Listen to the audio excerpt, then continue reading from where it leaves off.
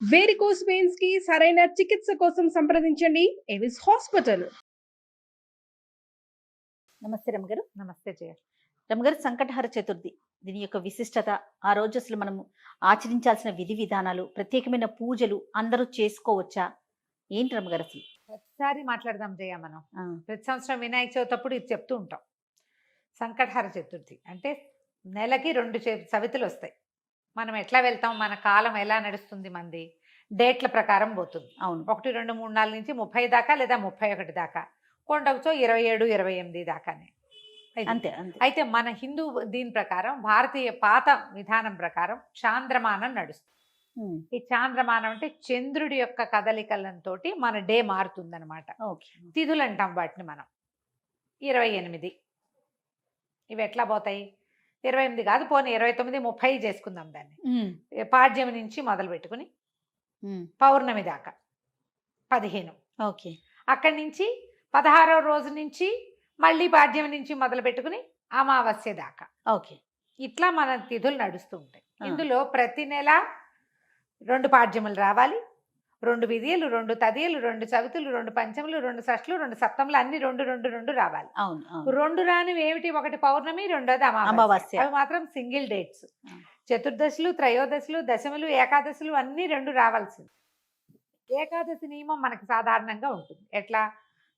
శుక్ల ఏకాదశి, బహుళ ఏకాదశి. ఏకాదశి నాడు ఉపవాసం ఉండటం, ద్వాదశి నాడు ద్వాదశ పారణ చేయటం మన తాలూకు హిందూ సంప్రదాయం.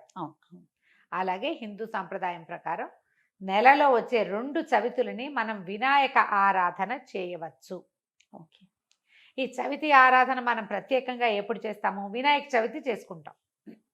ఒక శుక్ల చవితి సంవత్సరంలో ఒక్కసారి వినాయక శుద్ధ చవితి నాడు, అది మన భాద్రపద శుద్ధ చవితి నాడు వినాయక వ్రతకల్పం చేసుకుంటాం. వినాయకుడి పుట్టినరోజని, ఆ రోజునే ఆయనకి గణాధిపత్యం లభించిందని, వాళ్ళు ఆయన్ని పూజిస్తే అన్ని విఘ్నాలు తొలగిపోతాయని గణాధ్యక్షుడని ఆయన్ని కొలుచుకుంటాం.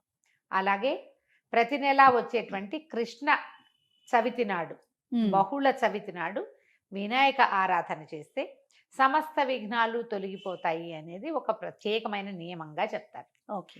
ఈ నియమాన్ని మనకంటే ఎక్కువగా తమిళులు పాటించేవారు. వాళ్ళు ఎక్కువ పాటిస్తారు.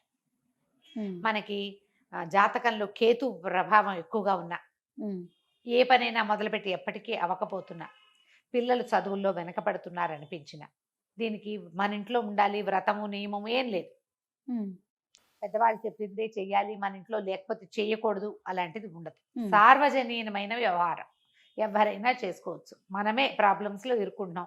ఏ పనైనా మొదలు పెడితే అవటం లేదు, అన్ని అడ్డంకులే దానికి. ఓకే. వ్యాపారాలకి, చదువులకి, ఇంట్లో ఏదైనా వస్తువులు తరచుగా పాడైపోవటం, ఇది కూడా జ్ఞాపకం పెట్టుకోండి. మిక్సీ రిపేర్ చేయిస్తావు, వెట్ గ్రైండర్ పడుకుంటుంది. దానికి ఏదో చేయిస్తావు, వాషింగ్ మెషిన్ ప్రాబ్లం వస్తుంది, అది అయిపోయింది, సూయింగ్ మెషిన్ పడుకుంటుంది. ఇట్లా రిపేర్లు చేస్తూ ఉన్న వాళ్ళు ఉంటారు చూడు. నేను కూడా ఉన్నా ఆ లిస్ట్ లో. అవునండి. నేను ఒకటి రిపేర్ చేస్తే ఇంకోటి వస్తుంది. ఒకటి మొదలు పెడితే పాపం లిస్ట్ వస్తుంది, వస్తూనే ఉంటుంది. మా వాళ్ళ ఇంట్లో ఎక్కిరిస్తున్నారు, ఒకటి రిపేర్ చేయకుండా ఉంచుకుంటే అది ఒకటే ఉంటుంది నీకని. అట్లా ఒకటి వస్తుంది. ఏమీ లేవనుకో, మెళ్ళ పెట్టుకుంటే నల్ల పసలు కొలిసేనే టిక్కని విరుగుతుంది, ఆ పస విరిగిపోతుంది. నిజంగా నిజం రఘు గారు. చెవిదుద్దులు సీలలు విరిగిపోతాయి. కొంతమంది జాతకాలు ఉంటాయి చూడండి,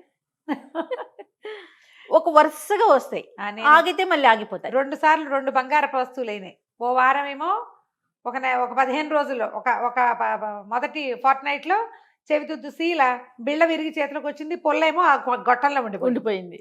ఇదేమిట్రా ఇలా అయింది, దీన్ని చేయించాలి అనుకుంటున్నా. సరిగ్గా 15 days తిరగగానే చిన్న గొలుసు ఒకటి పెట్టుకుంటాను నేను, హుక్ దగ్గర విరిగింది.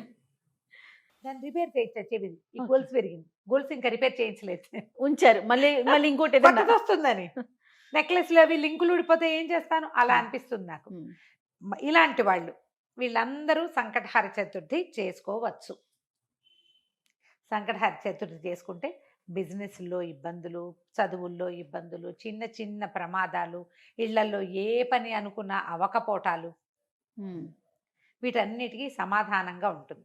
జాతకాల్లో అయితే మాత్రం కేతువు తాలూకు ప్రభావం ఉన్నప్పుడు, కేతువుతోటి ఇబ్బందులు పడుతున్నప్పుడు, గ్రహస్థితుల్లో కేతు ఉన్నప్పుడు కూడా మనం ఇది చేయమని చెప్తారు. ఏదైనా ఇంటి ప్రయత్నం చేస్తున్నప్పుడు ఆగిపోతుంది, అప్పుడు కొన్ని వారాలు మొక్కుకుని మనం కొన్ని నెలల పాటు చవితులు చేసుకోవచ్చు. ఈ చవితి చేసుకోవడానికి పెద్ద విశేషమైన చేత ఏమీ లేదు. సింపుల్ వినాయక పూజ. ఓకే. దీనికల్లా పగలు ఉపవాసం, చుక్కలు కనపడ్డాక భోజనం. ఆ చుక్కలు కనపడ్డాక ఉండ్రాళ్ళు కుడుములు చేసి బియ్యపు రవ్వతోటి చేస్తాం కదా. అవును. అవో మీ ఇళ్లలో ఎలాంటి అలవాట్లు ఉంటే పాలతాకలే పెడతాం వినాయకుడికి అని మీకు అలవాటు అనుకో, పాలతాకలు పెట్టండి, మన అలవాటు ప్రకారం పెట్టుకోవచ్చు. కుడుములో ఉండ్రాళ్ళు ఆయనకి నివేదన చేసి నమస్కారం చేసుకుని చంద్రుని చూసి అన్నం తినేసేయచ్చు. పగలు ఉపవాసం ఉండే సంకష్టి అంటారు. మహారాష్ట్రియన్స్, కన్నడిగులు బాగా చేస్తారే? బాగా ఎక్కువ ఉంటారు. మన వైపు తక్కువ, కానీ మన వైపు కూడా ఇప్పుడు కనపడుతున్నారు బాగా. నాకు కూడా అలవాటు ఉంది, నేను చేస్తాం. అంటే కమ్యూనిటీ వైజ్ గా చేస్తారా రమ్మగారు? అలా అట్లా ఏం ఉందా? ఉండదమ్మా, అలా ఏం ఉండదు. ఎవరైనా ఇది ఓ చేసుకుంటారు. పెద్ద పూజ హడావిడి ఏం లేదు కదా. అది ఏకాదశిలానే, ఏకాదశి లాగానే. కాకపోతే మనం వినాయకుడికి కొలుస్తాం. ఇది ఇప్పుడు. సంకటహార చతుర్థి. మనకి కష్టాలు ఇబ్బందులు ఉన్నప్పుడు రుణ విమోచన గణపతి స్తోత్రం అని ఒక ప్రత్యేక స్తోత్రం ఉంది. ప్రణమ్య శిరసాదేవం గౌరీపుత్రం వినాయకం, ఇలా స్టార్ట్ అవుతుంది. ఆ స్తోత్రం చదువుకోవచ్చు. అబ్బే అవేవి రావండి. సుముఖశ్రీగదంతస్య కపిలో గజకర్ణికః మనకు వచ్చు కదా, అంతే. ద్వాదశ నామాలు, అవి చదువుకోండి. వినాయకుడికి కొంచెం గరిక వాకిట్లో ఎక్కడైనా పెరళ్ళల్లో ఉన్న బాల్కనీ కుండీల్లో ఉంటే గరికని పెక్కండా ఉంచుతా నేను. అవి వినాయకుడికి పెట్టుకోవచ్చు అని చెప్పి, బుధవారం నాడు పెట్టచ్చులే అని. ఆ 2 గరిక పోచలు వినాయకుడికి సమర్పించడం, ఉండ్రాళ్ళు సమర్పించి నమస్కారం చేసుకోండి. ఇది చాలా మంచిది. మరి పసుపుతోటి వినాయకుడిని చెయ్యాలి అదేదో సిద్ధాంతంగా చెయ్యొద్దమ్మా. ఎంత సింపుల్గా అయినా చేసుకోవచ్చు. సాయంకాలం సమీపంలో ఉన్న ఏ దేవాలయంలోనే గణపతి చతుర్థులు చేస్తారు. అన్ని చోట్ల వినాయక ప్రతిష్ట ఉన్న ప్రతి చోట సంకటహర చతుర్థి పూజ చేస్తారు.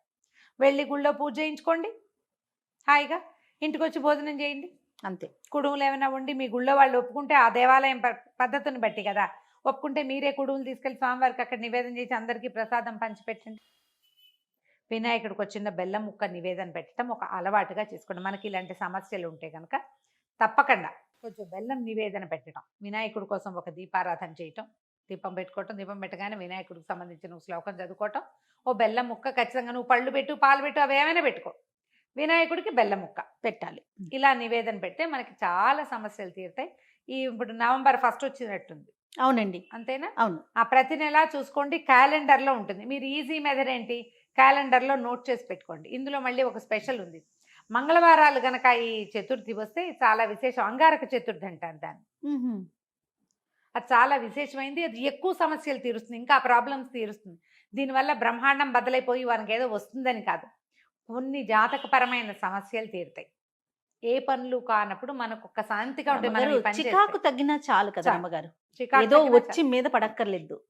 జస్ట్ మనకు ఉన్న ఆ చికాకు, ఆ బాధ, మనసు శాంతిగా ఉంటే అదే చాలు. అదే చాలు, అంతకంటే ఆటోమేటిక్ గా సమస్యలు పరిష్కారం అవుతాయి. అవును, అలా చేసుకోవచ్చు. మంగళవారం చతుర్థి వచ్చిందనుకో ఇంకా కంఫర్టబుల్గా ఉంటుంది. ఒక 40 చేయొచ్చు, ఇవి 40 చేయొచ్చు, 21 చేయొచ్చు, 5 నేను 7 లెక్క పెట్టుకుని కూడా చేస్తా.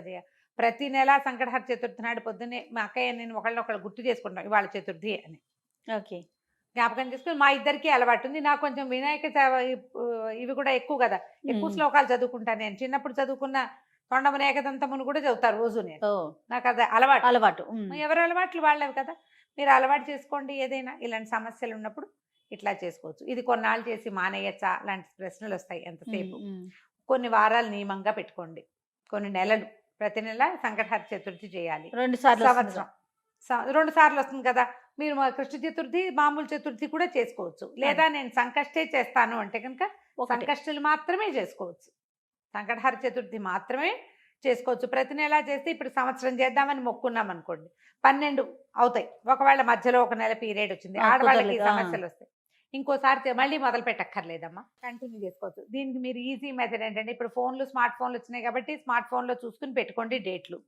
నేనైతే క్యాలెండర్లో రౌండ్ ఆఫ్ చేసి పెట్టుకుంటా ఇవాళ చతుర్థి అని. వాళ్ళు కూడా ఎర్ర వినాయకుడు బొమ్మ వేస్తుంటారు, అక్కడ వినాయకుడు బొమ్మ కనపడుతుంది, టీటీడీ వాళ్ళ దాంట్లో కనిపిస్తూ ఉంటుంది.